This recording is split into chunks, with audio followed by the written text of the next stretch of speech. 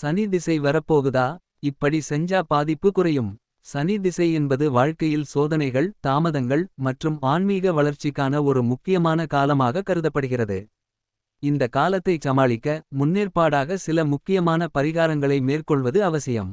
சனி திசைக்கு முன்னேற்பாடாக செய்ய வேண்டிய முக்கிய பரிகாரங்கள். ஹனுமான் சாலிசா பாராயணம். ஒவ்வொரு சனிக்கிழமைகளிலும் ஹனுமான் சாலிசாவை பாராயணம் செய்வது சனி பகவானின் கடுமையான தாக்கங்களை குறைக்க உதவுகிறது.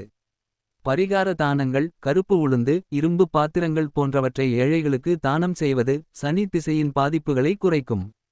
சனிக்கிழமைகளில் சிவலிங்கத்திற்கு பால், நீர் அபிஷேகம் செய்வது சனி திசையின் எதிர்மறையான விளைவுகளை சமாளிக்க உதவுகிறது. ஏழைகளுக்கு உணவு வழங்குதல், முதியோர் இல்லங்களில் சேவை செய்வது போன்ற மனிதாபிமான செயல்கள் சனி பகவானின் அருளைப் பெற உதவுகிறது.